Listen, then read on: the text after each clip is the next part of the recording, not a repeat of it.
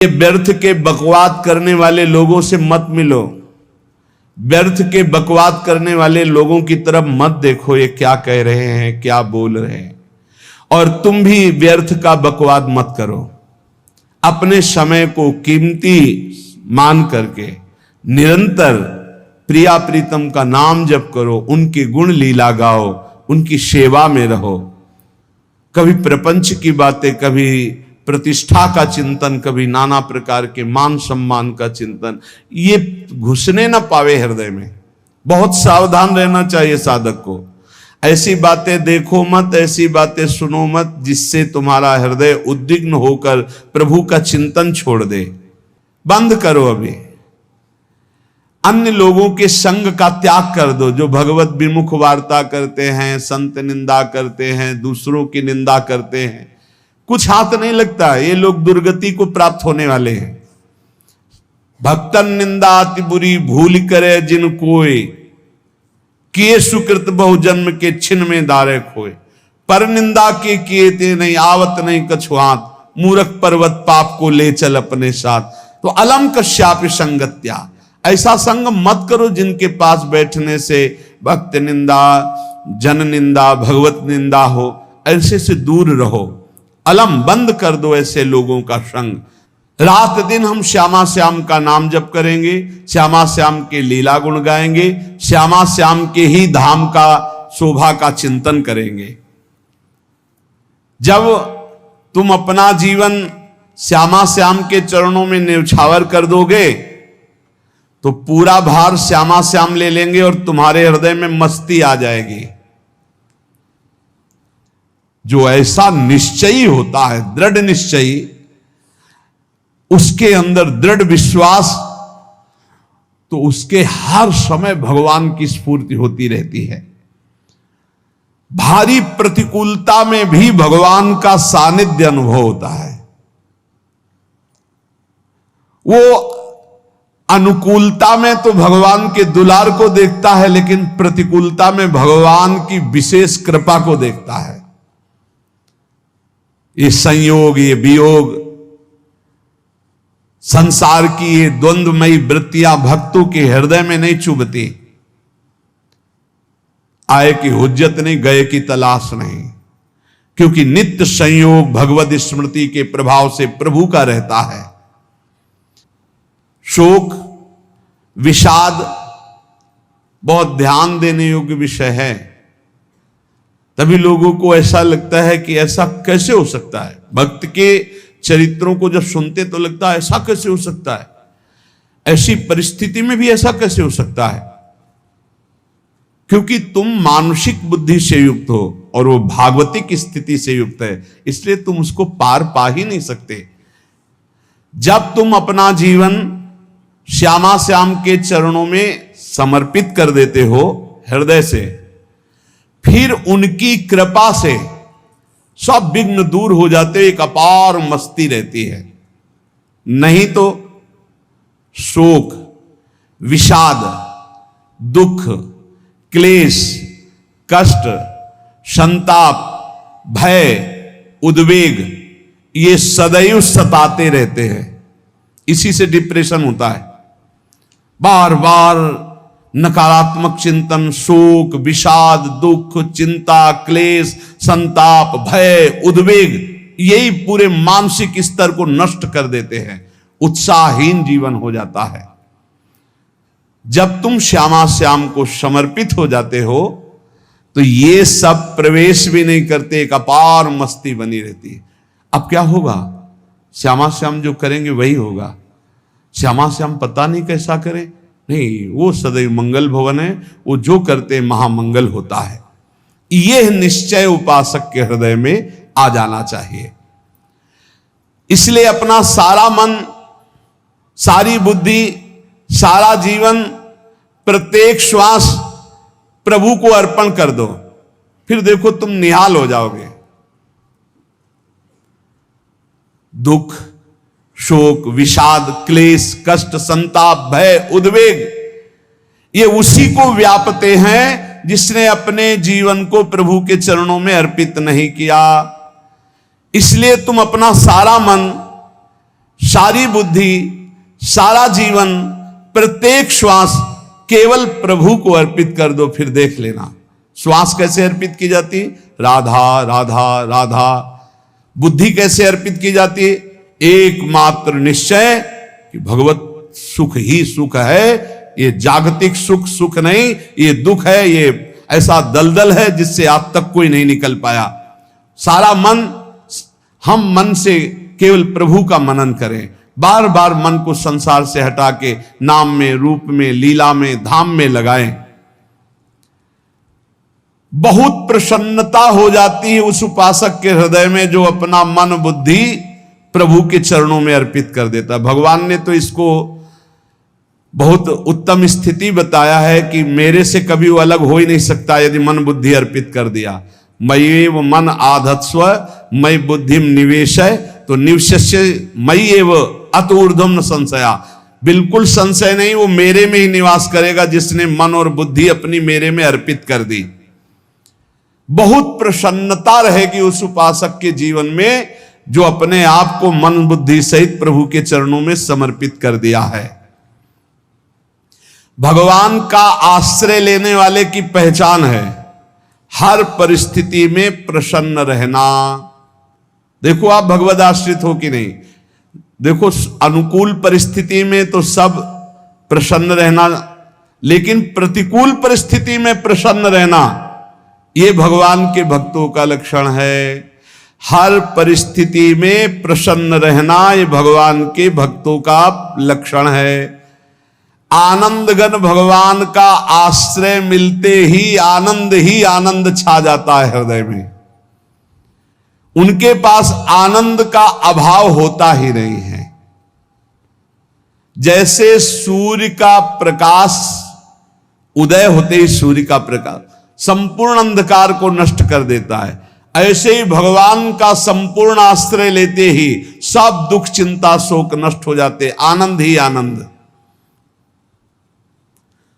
तुम भगवान के मंगलमय रूप को नहीं जानते हो, पर उनके मंगलमय भाव को, विधान को मानना शुरू कर दो। जो भी होता है मंगलमय होता है। हमने जीवन में देखा है, अगर इधर कोई बहुत बड़ा सुख दिया तो देर नहीं लगेगी, 24 घंटे नहीं व्यतीत होंगे और ऐसे दुख दे देंगे, जिससे दोनों का समान भाव रख करके ना दुख में तुम भूलो प्रभु को, ना सुख में फूलो, सीधे भगवत मार्ग में चल। पूरे जीवन की बात देखा है, भगवान के मंगल विधान में सदा सर्वदा सुख ही सुख है, इस बात को मान के प्रसन्न हो जाओ। जब भगवान का भजन करने वाले की तन्मयता बढ़ती है भजन में, तो द्वेषी जन अपने आप तैयार हो जाते हैं। भक्त कभी किसी से द्वेष नहीं करता, अपने आप वो द्रोह करने लगते। तो नरसिंह मेहता जी से बहुत गांव के कई लोग थे जो जलते थे, ऐसे जलते थे कि अब क्या करें, कैसे मिटा दे नरसिंह मेहता जी को।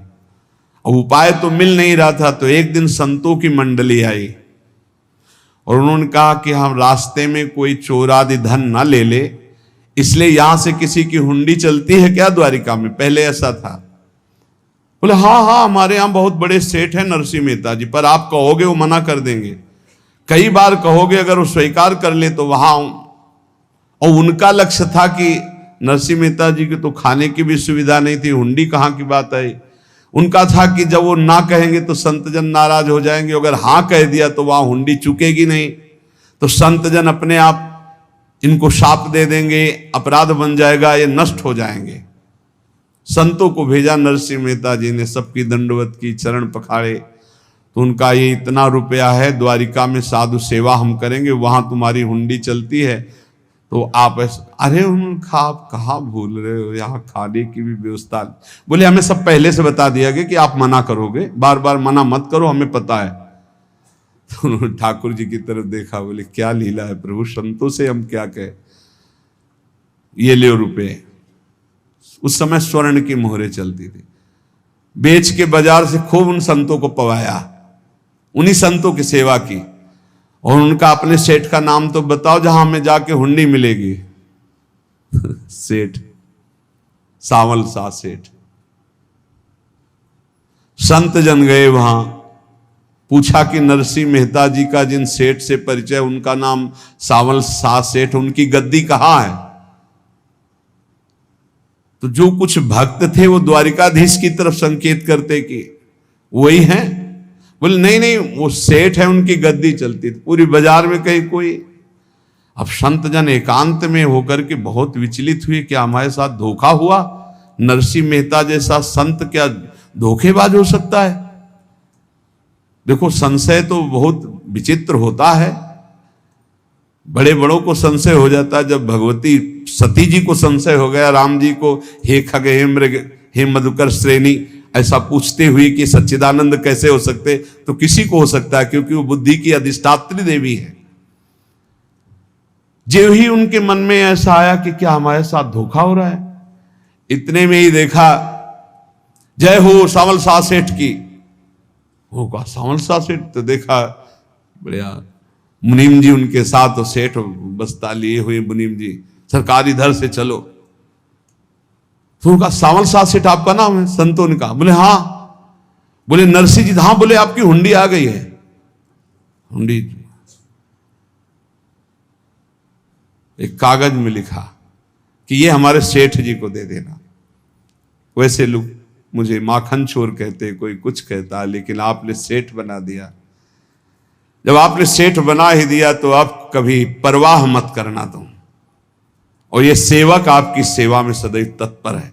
भगवान ने ऐसा लिखा।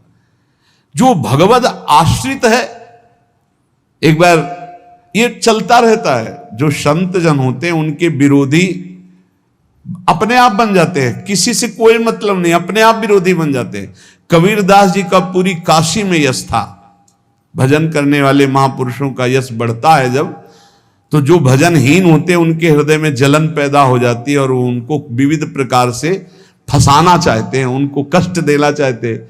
तो कबीरदास जी के यश को धूमिल करने के लिए कुछ ब्राह्मणों ने एक रचना रची। मुड़ मुड़ा के कबीरदास जी के शिष्य बन करके पूरी काशी के सब आश्रमों में निमंत्रण दे आए। कल भंडारा है, संत सेवा है, सबने स्वीकार किया। कबीरदास जी अपनी दिनचर्या करके निकले तो संत मंडली आने लगी। बोले कै बजे सेवा है? साधु सेवा। बोले कौन सी साधु सेवा? बोले कल आपके शिष्यजन निमंत्रण दे के आए, पूरी काशी के सब संत आ रहे हैं। कबीरदास जी ने कहा यहाँ तो एक की भी व्यवस्था नहीं, पूरी काशी के संत आ रहे। अच्छा, समझ में आ रहा है, लीला बिहारी तुम लीला करना चाहते हो। गए अपना निकल गए गंगा किनारे, एक झाऊ के नीचे बैठकर अपना भजन ध्यान में मगन है। 11-12 बजे तो उन्होंने देखा संतों की मंडली, काशी तो बहुत। कबीरदास जी ने देखा कि आश्रम की, तो बोले पता नहीं क्या होगा, चलो चलते हैं। तो ऐसे गमछा वस्त्र करके ऐसे डालकर मुंह ढक करके, वहां बड़ी बड़ी पंगत लगी थी। कबीरदास जी सबको पाओ जी पाओ। कबीरदास जी के रूप में स्वयं भगवान पाओ जी पाओ। कबीरदास जी ने कहा अच्छा, जब स्वामी परस रहे तो हम भी बैठ के पा ले। तो जब उसी पंगत में बैठ गए अपना कपड़ा ढक करके, और जब मोहरे की दक्षिणा दे रहे थे सब लोग कि वाह कबीरदास जी ने आज तो साधु से। सबको जब कबीरदास जी के सामने आए तो ऐसे मुंह ढके, बोले देखो जो मेरा होता है उसे मुंह छुपाना नहीं पड़ता, मुंह ढकला नहीं पड़ता। लो दक्षिणा, तुम भी दक्षिणा लो। कबीरदास जी को कबीरदास जी दक्षिणा दे रहे, और वो कबीरदास जी है भगवान, और ये पाले वाले कबीरदास जी है भगवान के जन। कभी भगवान अपने, अरे जमाने जोर लगा ले, कितना जोर लगाएगा, भक्त और भगवान का झंडा कभी न झुकने पाएगा। बिल्कुल चिंता, शोक, भय, उद्वेग रहित जीवन भगवद आश्रित। तुम भगवान के मंगल विधान में सदा सर्वदा प्रसन्न रहो।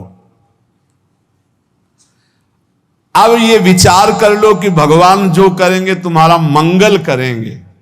अब थोड़ा ऐसा बीच में लगता है कि अमंगल हो रहा है क्या, लेकिन पक्का समझो बहुत बड़ा मंगल उनका विधान होता है।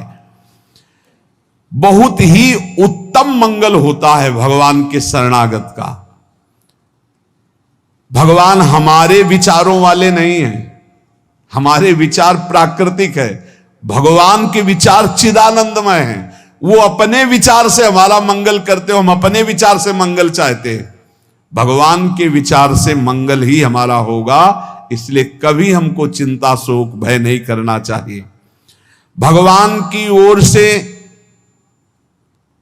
कभी तुम्हारे लिए ऐसा विधान नहीं होगा कि तुम दुखी हो जाओ, बस तुम्हारी सोच हो सकती है, उसका परिणाम बहुत मंगल होगा। जगत की ओर से निराश हो जाओ, किसी से आशा मत रखो, फिर आप देखो आपका जीवन कैसा आनंदमय व्यतीत होता है। ये जो जगत की आशा है यही दुख प्रदान करती, सच्ची जगत की आशा ही दुख प्रदान करती है। अगर जगत से कोई संबंध न रखा जाए और भगवत भाव में रहकर तो बहुत अच्छा जीवन चलेगा। अपने कर्तव्य का पालन करो, परिवार को भगवत स्वरूप मानकर पोषण करो, किसी से कोई संबंध मत रखो, कोई आशा मत रखो, यही अध्यात्म सिखाता है। अपने आप भगवत स्वरूप, सबका व्यवहार मंगलमय और आपका जीवन मंगलमय। अपने घर में ऐसे रहो जैसे किसी अतिथि के घर में रह जाता है, चलना है यहां से जाना है। कौन रहता है अपने घर में अतिथि की भांति? भगवान का भक्त। जाना है यहां से, अपनी प्रिया प्रीतम के पास जाना। ये हमारा घर नहीं है, यहां तो हम समय व्यतीत कर रहे हैं, अपनी आयु व्यतीत कर रहे हैं भगवत आराधना करते हुए। हमें जाना है प्रिया प्रीतम के पास। वास्तविक घर भगवान का धाम है हमारा, वास्तविक घर वाले प्रभु हैं हमारे। जो नित्य सच्चिदानंद भगवान के चरणों में अपने चित्त को समर्पित करता रहता है, उसको यह अनुभव होने लगता है कि बड़ी कृपा है हमारे ऊपर, भगवान की बड़ी कृपा है हमारे ऊपर। सर्वसमर्थ परम सुहृद भगवान ऐसे भक्त के ऊपर हर समय वरद हस्त रखे रहते हैं। ये केवल प्रवचन नहीं, सच्ची बात मानिए। ऐसे भगवान का वरद हस्त हर समय रहता है। जब भगवान की छत्र छाया में भक्त अपने को देखता है तो आसपास घोर विपत्तियों का भी समुदाय हो तो भी वो आनंद में मगन रहता है। हर हालत में आनंदित रहना ये भक्त का स्वभाव है। भगवान ऐसे भक्तों को प्यार करते हैं जैसे कछुआ अपने अंडे को बाहर रख आवे और रात दिन उसका चिंतन करे। जब भक्त भगवान को समर्पित होता है तो भगवान रात दिन उसकी ऐसे चिंतन सुरक्षा करते हैं। अभय, ये दैवी संपदा का पहला गुण है। ये भगवान के शरणागत पर जागृत हो जाता है, वो भयभीत नहीं होता, किसी भी उससे भयभीत नहीं होता। यही डरपि हरिवंश हित, जिनो भ्रमय गुण सलिल पर। इस डर से डरते रहना चाहिए कहीं गुण रूपी पानी में फिसल न जाए, नहीं तो गलती हो सकती है। साधक सावधान रहे। ये अभय दैवी संपदा का सबसे बड़ा गुण है। जो भयहारी भगवान की शरण में आ जाता है तो उसके अंदर ये अभय प्रकट हो जाता है। अगर कहीं तुम्हें एकांत में भय लग रहा है, एक आदमी तो एकांतिक में आए थे, वो कह रहे थे कि हमें हर समय भय लगा रहता कि कोई हमारे पीछे है, अंधेरा तो लगता कोई खड़ा है, मैं जीना मुश्किल हो गया, ऐसा भय। देखो ये मन कैसा है, भगवान से विमुख होने पर कैसे डरवाता है। वो कह रहे हैं हर समय मुझे डर लगा रहता है, कोई सामने खड़ा है, कोई पीछे खड़ा है, ऐसा भय लगने लगता है। और जब भगवान की शरण में आ जाते हैं तो ये अभय स्थिति हृदय में जागृत हो जाती है। कोई भी भय आसपास आ ही नहीं सकता, यहां तक कि नरक का भी भय खत्म हो जाता है जो भगवान की शरण में है। महापापी भी पुण्यात्मा महान भक्तों के समान वो उत्तम गति को प्राप्त हो जाता है जो भगवान की शरण में हो जाता है। पर ये जो भोगों का आश्रय लिए हुए हैं, मनमानी आचरण कर रहे हैं, ये कभी उस अभय को जान ही नहीं सकते कोई अभय पद है क्या। इनको तो कदम कदम पर शोक, भय और दुख की प्राप्ति होगी। कोई बचा नहीं सकता जो भोगों में लगे हैं, मनमानी आचरण कर रहे हैं। अगर निर्भय होना चाहते हो, परम सुखी होना चाहते हो, तो भगवान के शरणागत हो जाओ। सारे जगत को अभय दान देने वाले भगवान हैं। भगवान का एक प्रण है, ममपन शरणागत भयहारी। जो मेरी शरण में आ गया उसके भय का मैं नाश कर देता हूं। साधना में अवस्था मन की मानी जाती है कि आप कितने